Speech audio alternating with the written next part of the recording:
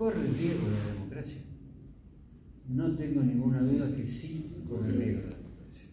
En 1983, con la presencia de Alfonsín, con la decisión de Alfonsín de juzgar a las juntas militares y a 7 representantes del terrorismo y a López Rega, porque vamos a ponernos de acuerdo, para los que dicen que se apuntó solamente a los militares, Alfonsín no apuntó solamente a los militares, apuntó a los militares responsables del gobierno militar, obviamente, y también apuntó a quienes desde el terrorismo habían generado las condiciones para que apareciera ese gobierno.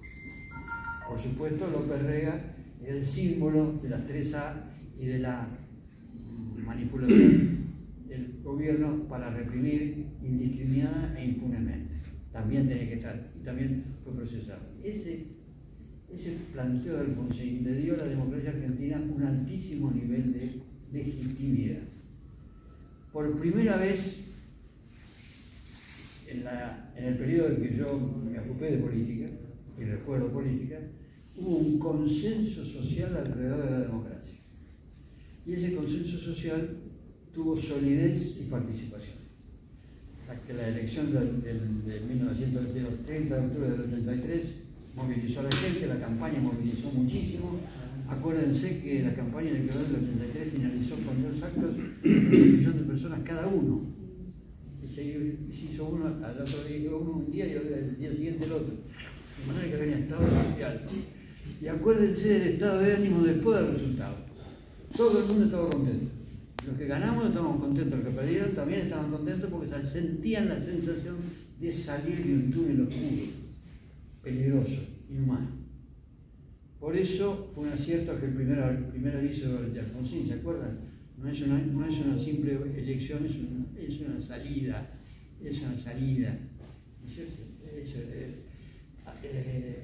reivindicó la vida, reivindicó el Estado de Derecho, y alrededor de eso se produjo un consenso político importante.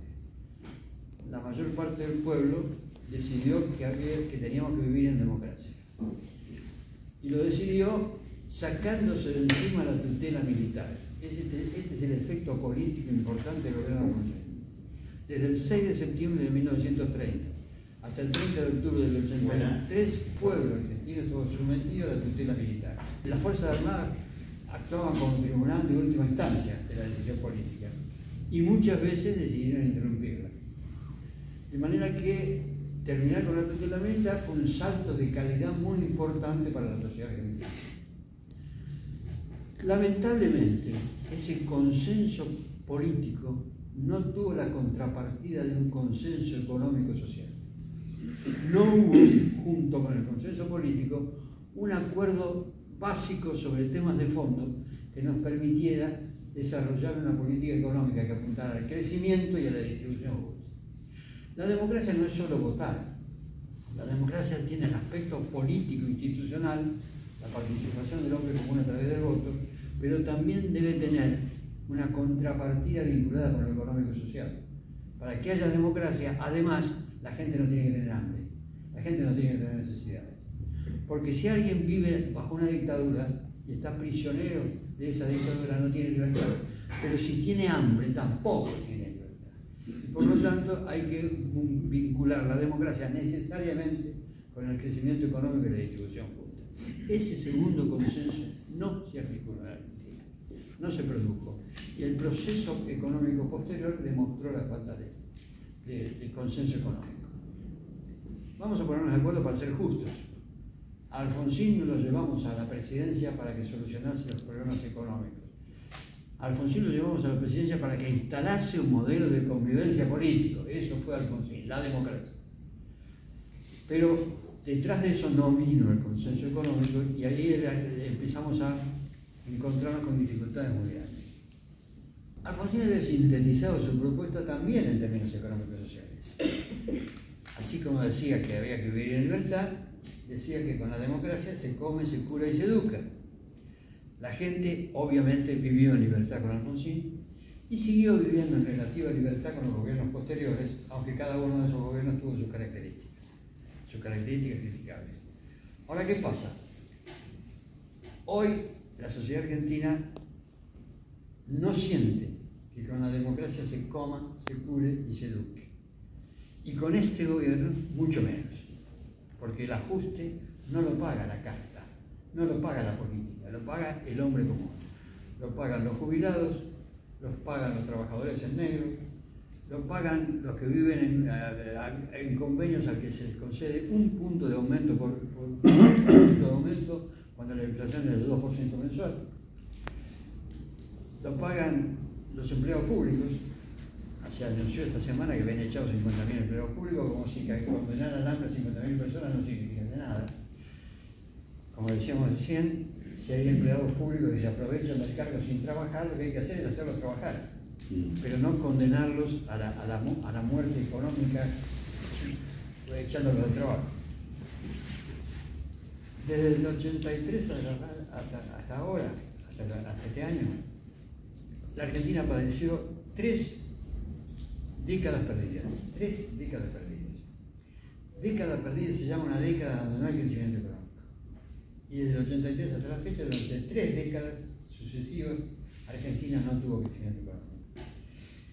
Además tuvo graves problemas en momentos determinados, en 1988, en 1990, con la hiperinflación que sufrió Alfonsín y con la hiperinflación que recibió Menem y repitió Menem después antes de que ya acabara el gobierno. De 1998 al 2002 pasó lo mismo con De la Rúa. Y de 2015 al 2020 la Argentina tuvo otro proceso de caída del producto que afectó a toda la población porque el producto cayó 10 puntos. Es decir, no encontramos la solución económica. Y ahí aparece la primera razón por la cual la gente empezó a desconfiar. No a desconfiar, a apartarse de la democracia.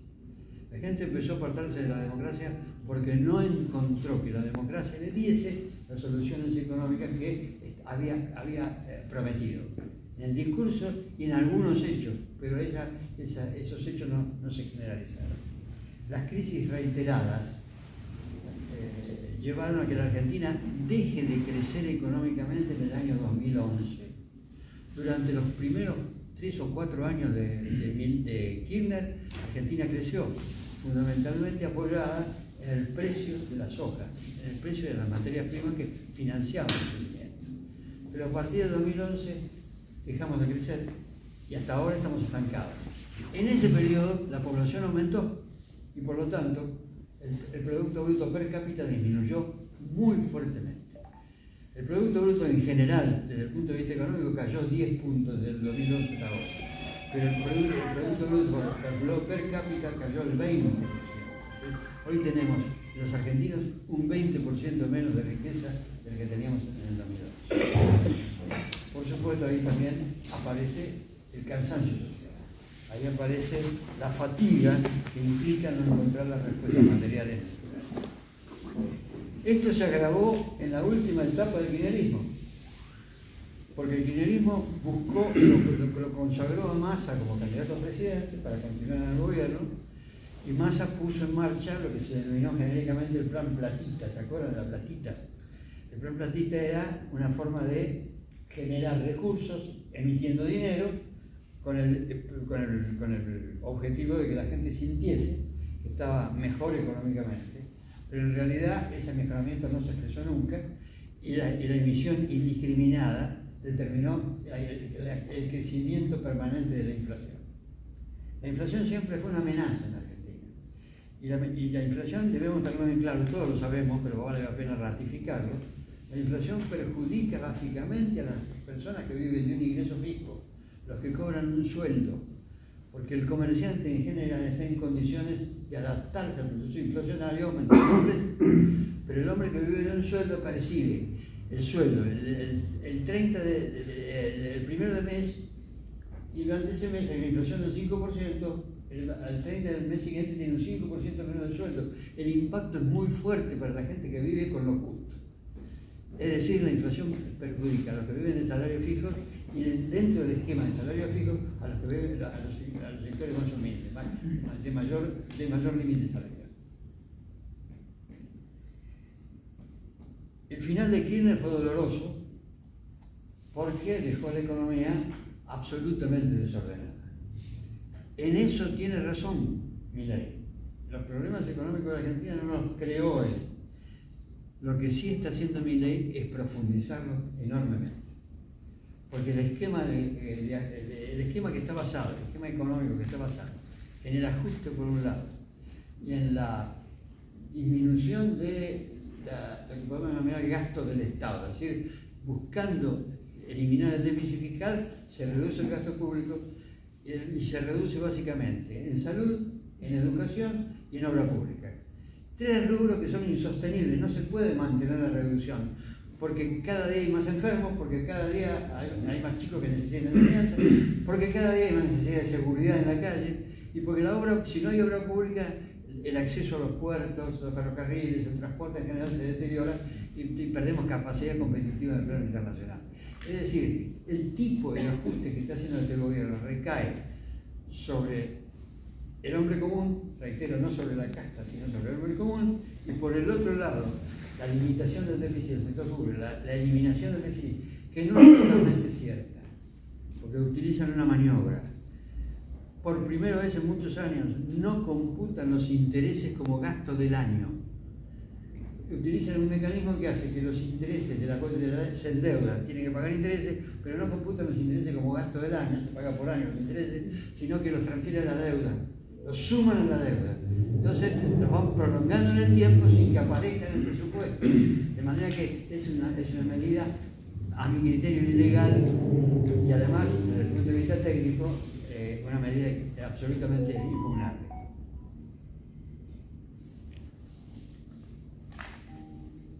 El cansancio social es el resultado de la ineficacia del Estado en materia económico-social.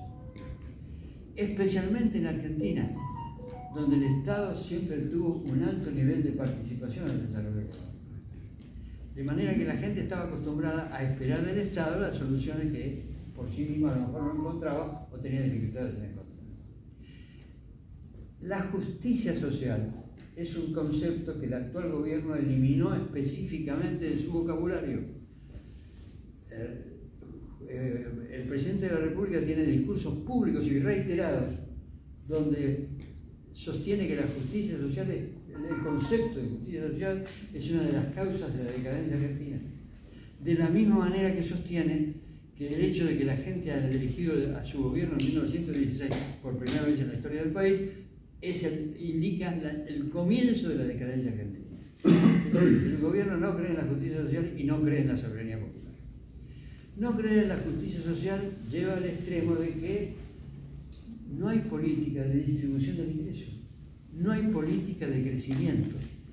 Cuando hablan de crecimiento, ¿a qué se refiere el gobierno? O sea, se refiere a vaca muerta, que es energía, a la gran minería en San Juan, básicamente, en la actividad agropecuaria y estos son los cuatro instrumentos de crecimiento que utiliza el gobierno. Pero veamos lo siguiente, esos cuatro instrumentos de crecimiento están ubicados en zonas lejanas del país, fundamentalmente vinculadas con la cordillera. San Juan en la gran minería, el litio en Salta y Jujuy, y vaca muerta en Neuquén, también contra la cordillera, de manera que no incide en el empleo de las grandes urbes. Eso tenemos una propuesta de crecimiento basada en esas características que no involucran el establecimiento de nueva industria en los centros poblados. Ustedes fíjense que el domingo pasado hubo elecciones y el gobierno estaba seguro de que iba a ganar Rosario y lo perdió. Rosario es una gran urbe. ¿Por qué? Porque en las grandes urbes repercute el crecimiento de la desocupación y la falta de un programa de crecimiento que incluya el trabajo industrial. La única manera de emplear a la gente de manera importante es tener trabajo industrial. Y eso afecta al Gran Buenos Aires, al Gran Rosario y al Gran Córdoba fundamentalmente. La democracia, los demócratas argentinos están fatigados, están cansados de una democracia que no les da resultados desde el punto de vista de la calidad de vida material. Y eso implica que la democracia va perdiendo expectativas positivas, va perdiendo adhesión fundamentalmente entre los jóvenes. Justamente porque esa frustración de la sociedad argentina aparece Milei. Milei es el resultado de la frustración. Milei no llega al gobierno por la vía política tradicional. No tiene un partido, no tiene experiencia de gobierno previa, llega prácticamente solo, aprovechando su capacidad histriónica y que le da la facultad de transmitir el cansancio social y difundirlo.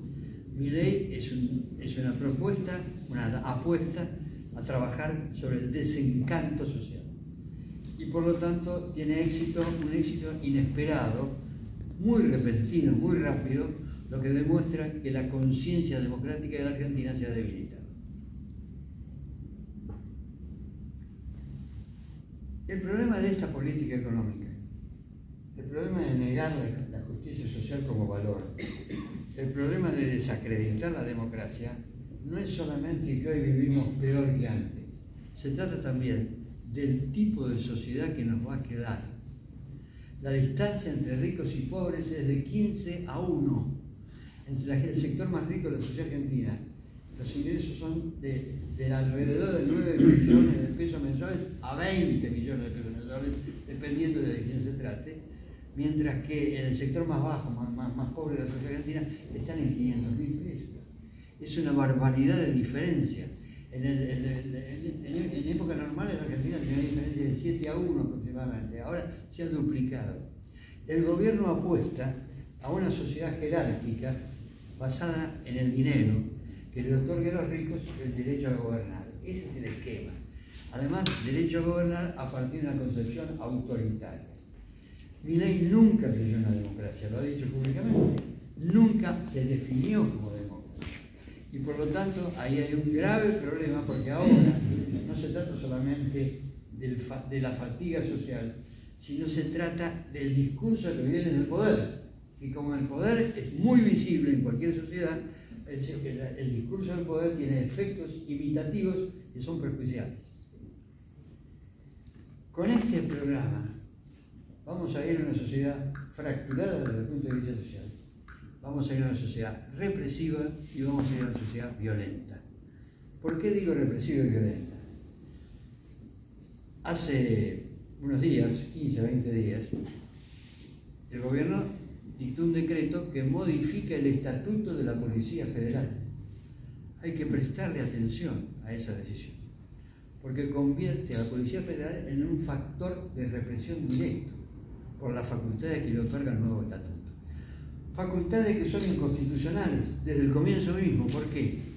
Porque las reformas por decreto no están permitidas para cuestiones penales. Cuando se dicta un decreto no puede aludir a temas penales, y obviamente reformar el estatuto de la Policía Federal está vinculado con las normas penales. En segundo lugar, inmediatamente después el gobierno tomó una segunda decisión, que fue la de habilitar la compra-venta de armas por particulares, incluyendo las subametralladoras, armas automáticas. Esto implica que el Estado renuncia voluntariamente al monopolio de la fuerza. El concepto básico del Estado de Derecho es que la fuerza la monopoliza el Estado, porque si no la gente se mata por la calle y las sociedades estallan en la violencia. Hoy el gobierno ha decidido habilitar la compra-venta de armas por parte de los particulares. Yo pregunto dos cosas.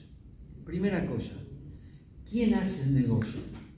Porque se trata de un negocio multimillonario, la venta de armas es un negocio multimillonario. Alguien ha llegado al gobierno con el negocio y el gobierno habilita la ejecución de ese negocio. Y en segundo lugar, la segunda pregunta es, ¿quién va a comprar las armas? Porque una ama de casa que se siente insegura porque vive en un barrio aislado, difícilmente compra una subametralladora para defenderse. Los que pueden comprar subametralladoras para defenderse o agredir son los que tienen dinero para pagarla y tienen una actividad que necesita la fuerza. Es decir, es un paso adelante en la delincuencia, porque legitima la posesión de armas. Y en segundo lugar, en la delincuencia, ¿con qué delincuencia? Básicamente con el narcotráfico. Yo no digo que el gobierno esté asociado al narcotráfico, no quiero decir eso. Quiero decir, no lo sé, pero no lo puedo afirmar.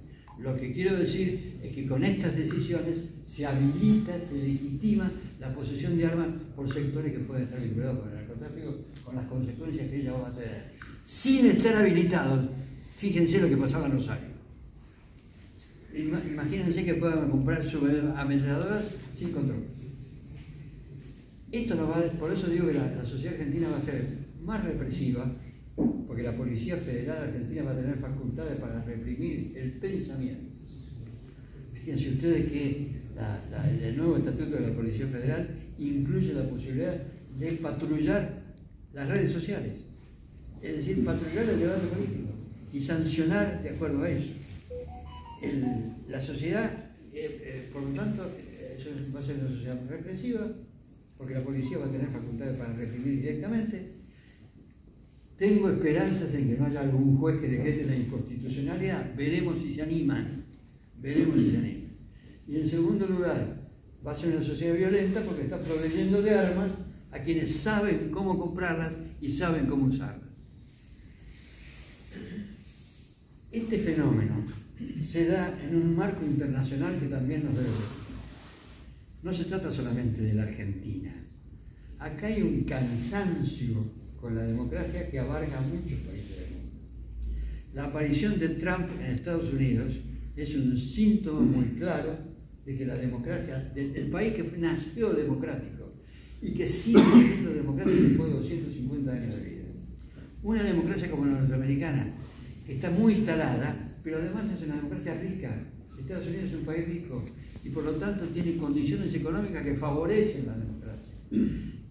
La aparición de Trump está indicando que también en Estados Unidos hay algún cansancio con la democracia, también por razones económicas y sociales, porque los sectores blancos de menores ingresos han perdido salario.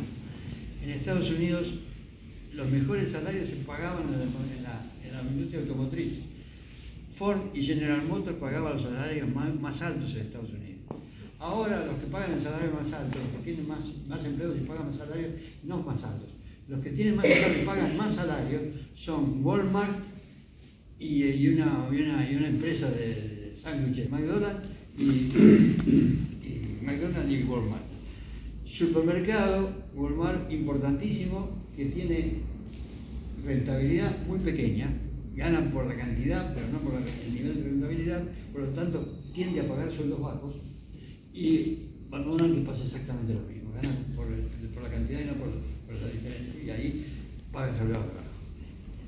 Eso se repite en algunos lugares de Europa, se repite en Italia con una primer ministro que proviene de un partido fascistoide,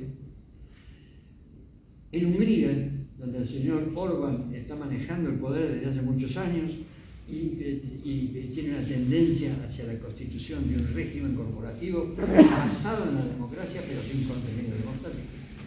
Pasa con la derecha alemana que está creciendo otra vez, pasa con Francia y los sectores de la derecha en Francia, pasa con España y Vox, por ejemplo, que es el ámbito preferido de nuestro presidente para hacer su discurso. Es decir, tenemos un retroceso de la democracia en el mundo entero. ¿Por qué se retroceso? ¿Qué razón? En primer lugar, para justificar todo este proceso, tenemos un problema que los argentinos hoy estamos padeciendo con mucha claridad. La pérdida de calidad dirigencial. El nivel de calidad de la dirigencia política argentina ha caído. Y lo digo yo que soy político y me incluyo en la caída, no digo que los demás. Digo, la política argentina, incluyéndome a mí, ha perdido calidad. Y esa pérdida de calidad se manifiesta por la inexistencia de alternativas. Hoy el gobierno no tiene a nadie enfrente. No hay un partido que proponga una política distinta, tratando de definir con claridad cuál es la política distinta. No hay alternativa frente al gobierno. En segundo lugar, la pérdida de calidad se percibe también cuando no hay grandes dirigentes que estén en condiciones de dirigirse a la opinión pública en los términos en que se dirige Alfonsín. La gran capacidad de Alfonsín era ofrecerle un escenario a la sociedad argentina que estaba basado en la libertad, en la distribución del ingreso, pero al mismo tiempo en un alto nivel de calidad personal. Alfonsín tenía un discurso excepcional que le llegó a todo el mundo. Alfonsín tuvo un comportamiento muy homogéneo, particularmente durante el gobierno militar. Alfonsín defendía los derechos humanos del 76 en adelante, no a partir del 83, sino del 76 en adelante. Arriesgó su vida con eso, arriesgó la tranquilidad de su familia con eso. Pero doy un ejemplo de coherencia. Hoy tenemos una dirigencia que ha caído en el pragmatismo, que especula con lo que le conviene, que ha asumido una característica de egoísmo individualista, que persigue la ubicación personal y nada más. Obviamente no quiero generalizar, no todos los políticos son así, pero digamos que la cantidad de políticos que son así ha crecido patológicamente en la sociedad argentina. Voy a nombrar a uno. Ustedes saben que el bloque de diputados nacionales se dividió y hay un bloque que mantiene el nombre oficial del bloque de Unión Cívica Radical, que está presidido por un señor que se llama De Loredo.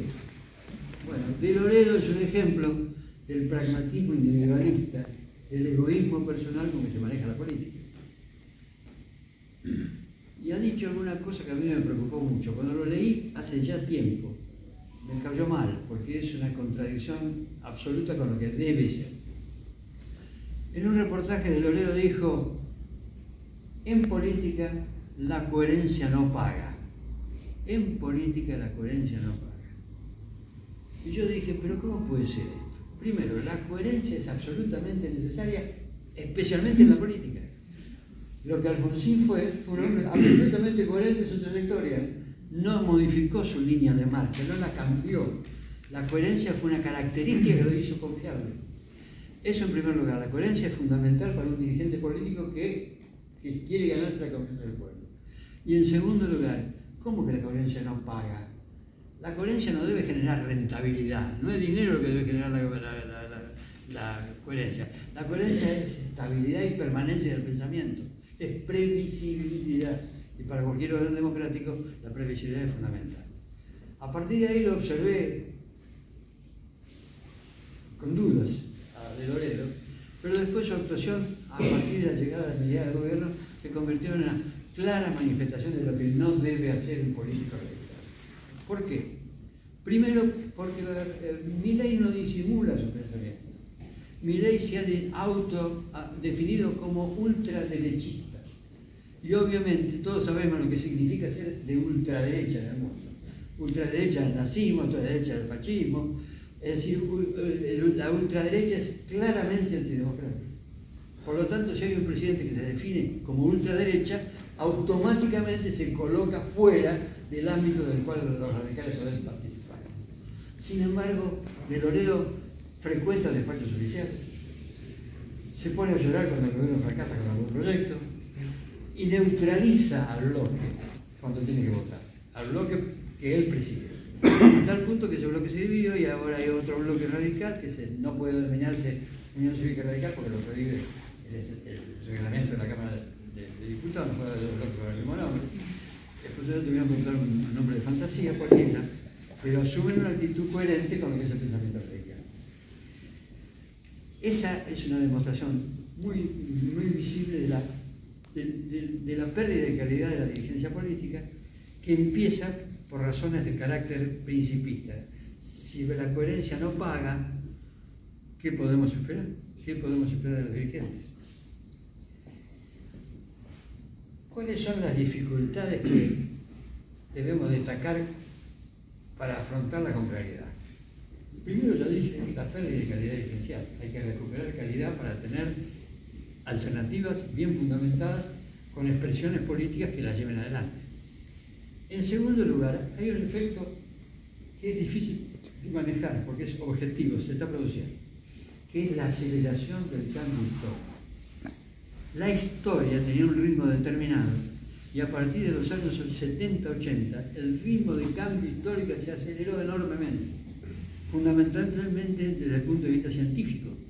Todo lo que se agrega en el campo científico modifica el tipo de vida que estamos acostumbrados a vivir. Y esa modificación se produce a ritmo muy rápido. Mucha gente, a mí por ejemplo, nos cuesta meternos, absorber el cambio que se está produciendo cotidianamente en el campo técnico-científico. Y por lo tanto, la gente empieza a pensar que la democracia no sirve para afrontar este problema, que la democracia es demasiado lenta, que la democracia necesita el debate, y los debates llevan tiempo, y entonces mientras tanto los hechos se producen sin que los podamos controlar. La velocidad del cambio histórico es una dificultad difícil de administrar. Habrá que buscar los métodos de acción política que nos pongan en condiciones de contestar con la rapidez necesaria frente a los problemas que se van enfrentando permanentemente. No se olviden de este tema. Que la velocidad del cambio histórico ha perjudicado a las democracias en todos lados. En tercer lugar, el tercer inconveniente que tiene la democracia es la revolución de las comunicaciones. Eso es objetivo. Eso es claro. Nosotros estamos acostumbrados a informarnos por los diarios, más hacia acá por la televisión, pero ahora aparecen las redes sociales. La gente sigue prefiriendo los diarios y la televisión para informarse. Las encuestas que yo leí hace poco dicen que en las redes sociales participa alrededor del 30% de la población, fundamentalmente joven. Pero el impacto de las redes sociales es enorme cuando se lo administran en su mismo sentido. ¿Cuál es el sentido en que se lo administran? Los famosos trolls que organizó este muchacho Santiago Caputo en favor del gobierno son la demostración de esto. El debate en las redes sociales es un debate de actualidad exclusiva. Solo se debaten las cuestiones del día y se debaten en los peores términos posibles. ¿Por qué digo se debaten solamente las cuestiones del día? Porque en una red social no es posible plantear un debate de mediano o largo plazo y por lo tanto la gente termina tomada por cuestiones de coyuntura y no por la visión general del proceso del país. Es muy grave y es particularmente grave para los radicales, porque los radicales nunca tuvimos una buena política comunicacional ni con Ilia ni con Alfonsín. Y con Alfonsín mejoramos, pero no tuvimos una política comunicacional ideal. Y ahora no participamos en las redes sociales y por lo tanto perdemos un instrumento que no nos serviría de nada, porque nosotros tenemos planteos del tipo intelectual que no se pueden desarrollar en la red social. De manera que tenemos que buscar la manera, la forma de alcanzar algún nivel, algún instrumento comunicacional que nos mejore la llegada al hombre común. Y por último, la cuarta cuestión que nos afecta específicamente al radicalismo es el brutal retroceso de la clase media en Madrid. En el año 1994, el 90% de los argentinos se definían como de clase media. Actualmente se define como de clase media el 44% menos de la mitad. Esto implica que hay una caída de la clase media estrepitosa. Y la caída de la clase media afecta fundamentalmente al radicalismo, porque el radicalismo era el partido que votaba mayoritariamente de clase media. La clase media es la más agotada por falta de respuestas políticas, siente que ha perdido jerarquía, siente que ha perdido categoría social, siente que ha perdido calidad de vida y por lo tanto hoy la clase media es uno de los sectores que está con mayor desconfianza con relación a la vida. Los jóvenes también, pero los jóvenes fundamentalmente porque el discurso político ha perdido calidad y no hay quien los convoque, no hay quien los movilice. Alfonsín fue muy importante en ese campo. También lo fue Cristina Kirchner. Cristina Kirchner en algún momento logró el apoyo de los jóvenes de manera notable. Ese apoyo se perdió y los jóvenes están hoy o desencantados de la política, sensación que va creciendo permanentemente, o apoyan a Milei. ¿Por qué lo apoyan a Milei? Por su estilo, por su pelo, por su lenguaje. Todo eso determina que haya una caída brutal del espacio social en el cual el radicalismo se asentaba históricamente. Estas cuatro cosas son preocupantes y deben ser analizadas con mucho cuidado. La pérdida de calidad dirigencial, el ritmo del cambio, la aceleración del cambio histórico, la revolución de las comunicaciones y, por supuesto, también el retroceso de la clase media. ¿Qué puede hacer el radicalismo para afrontar estos problemas? No es fácil de decir. Yo voy a decir 3 o 4 cosas nada más como aporte para que ustedes piensen, para que ustedes vean si sirve para algo lo que digo. Lo primero que debemos hacer es defender la democracia. En este marco de creciente descontento social con la democracia, de creciente fatiga social con relación al sistema político argentino, fatiga que también se da en otros países del mundo, nosotros tenemos que estar en claro que el único sistema de organización social que admitimos es la democracia. Ratificar el valor de la democracia. En segundo lugar, ese valor de la democracia tiene que colocar la libertad en un mismo nivel jerárquico con el crecimiento y la distribución justa. Las dos cosas tienen el mismo valor. Nosotros tenemos que dar respuesta en términos de libertad personal y colectiva, pero también tenemos que dar respuesta en términos económicos y sociales. Si falta lo económico y social, la democracia va a seguir debilitándose. Esa es la segunda cuestión que el radicalismo debe asumir. En tercer lugar, hay que reivindicar el consenso que Alfonsín logró alrededor de la democracia. Ahora hay que lograrlo en relación a la economía. Y para eso hace falta política de Estado. La economía argentina no se recupera rápidamente. Si se recupera rápidamente es por el accidente del crecimiento del precio de la soja, pero no porque haya logrado un nivel de proyección hacia el futuro pensado, bien elaborado y efectivamente aplicado. La necesidad del consenso está vinculado con el hecho de que hay que discutir y coincidir acerca de ciertas políticas de Estado. Ciertas políticas que pasen por lo económico y social y fundamentalmente por la educación. Nosotros con la educación vamos a tener un problema futuro muy grande. Con el deterioro de la educación argentina va a seguir retrocediendo. Y por lo tanto hay que darle a la gente calidad de vida material y al mismo tiempo acceso al conocimiento. Después voy a agregar algo sobre el acceso al conocimiento. En cuarto lugar, lo que el radicalismo debe reivindicar es el valor de las ideas en el campo político. No podemos quedarnos en la candidatura sin nada más. Uno de los factores que nos lastiman a los radicales es que hemos retrocedido en el sentido de las ideas. ¿Cuánto hace que no debatimos ideas en los partidos? ¿Cuánto hace que la convención no se reúne para debatir ideas? ¿Cuánto hace que no tenemos reuniones como esta, en todos los comités de la provincia de Buenos Aires, para debatir este tipo de cosas? Hemos retrocedido en términos de ideas. Avanzó el pragmatismo. Y hemos pasado de ser un partido político a convertirnos en una agencia electoral. Tengámoslo en cuenta. Una agencia electoral trabaja para la elección, con cualquier aliado y con cualquier programa, o sin programa directamente. Lo que una agencia electoral procura es un resultado electoral. ¿Para qué resultado electoral? Para que un grupo de personas tenga algún cargo. Eso es el pragmatismo que vive la política argentina hoy mayoritariamente. Y por lo tanto, si no reivindicamos las ideas, la política de Estado, la discusión acerca de su contenido, vamos a seguir retrocediendo indudablemente. Lo último que digo es que tenemos que incorporar una renovación ortográfica. Porque es cierto que en algunos momentos la democracia da la sensación de que discute mucho y hace poco. Y voy a contar una anécdota. Una diputada peronista, una señora que fue diputada peronista durante 5 mandatos consecutivos. En algún momento yo la escuché hacer una comparación entre el peronismo y el radicalismo. Esa mujer, en términos muy francos, dijo: si hay un cajón de manzanas tirado en la calle, los peronistas lo agarran, se roban la mitad de las manzanas y distribuyen la mitad de las manzanas. Si la agarra un radical, se ponen a discutir qué hacer con el cajón y cuando deciden qué hacer, las manzanas están podridas. ¿No es cierto? Entonces, eso me parece que debe ser tomado como una exageración, obviamente, pero como una exageración con contenido.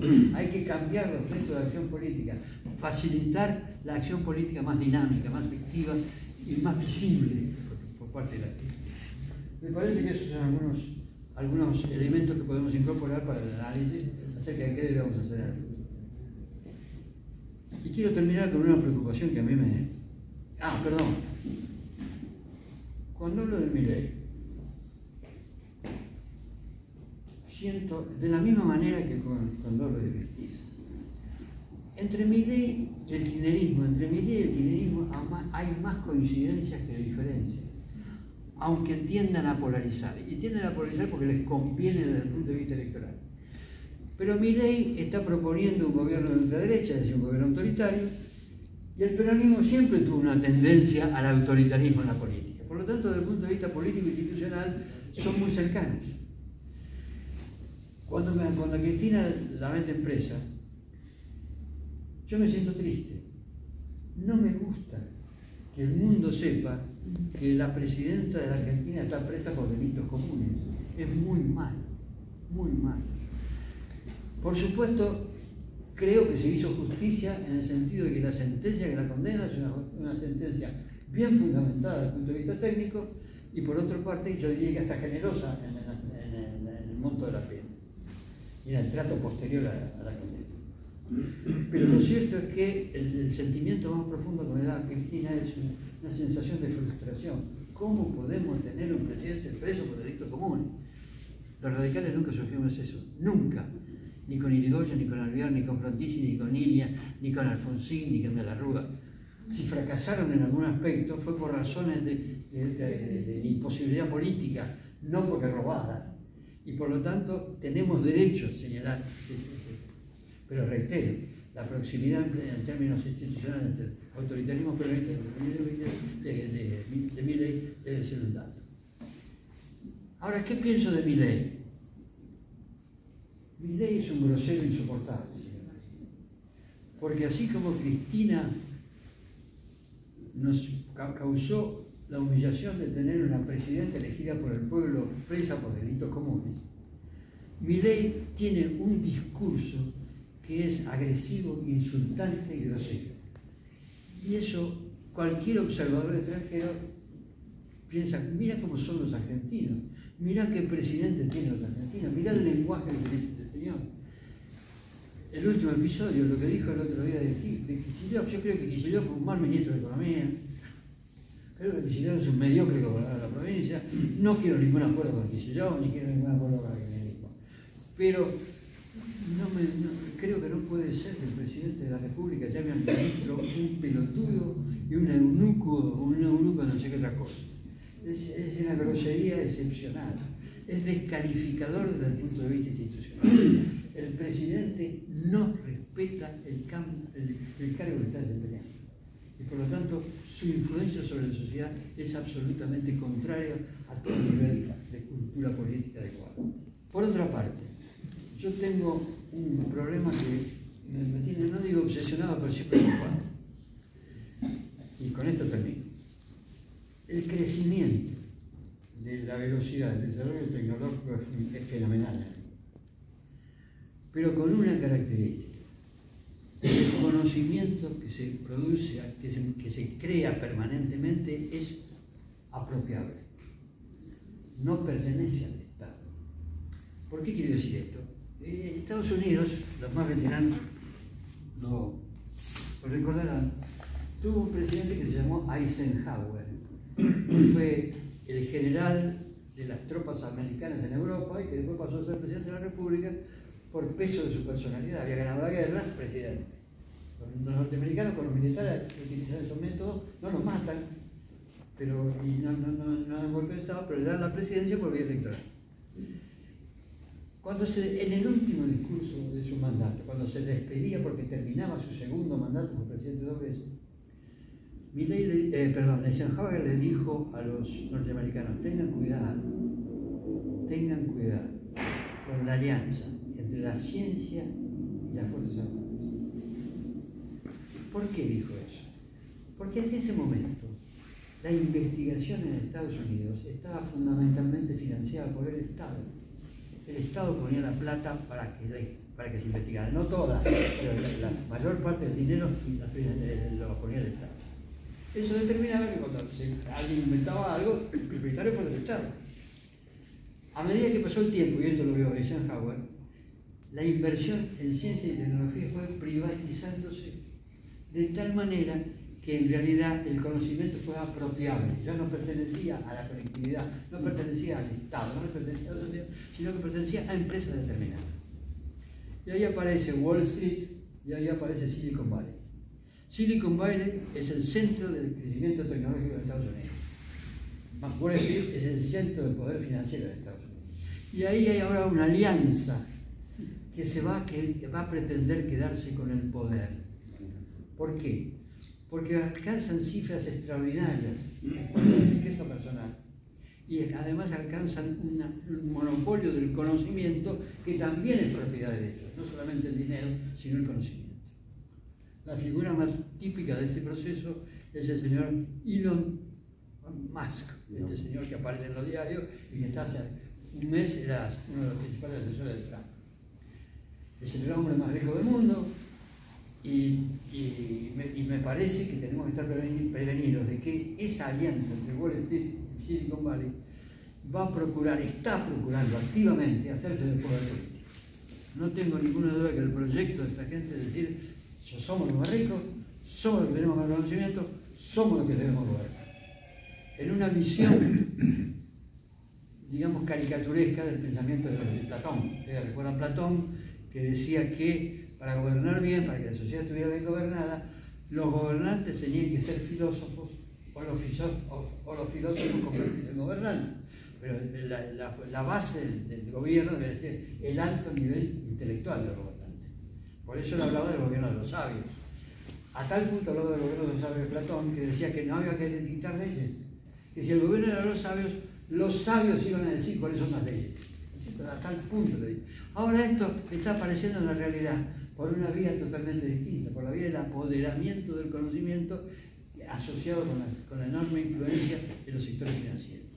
Ese es un problema que nuestros hijos y nuestros nietos, yo hablo de nietos, por supuesto, nuestros hijos y nuestros nietos van a tener que afrontar para ver cómo preservan la libertad frente al enorme poder de los sectores financieros y los sectores dueños del conocimiento.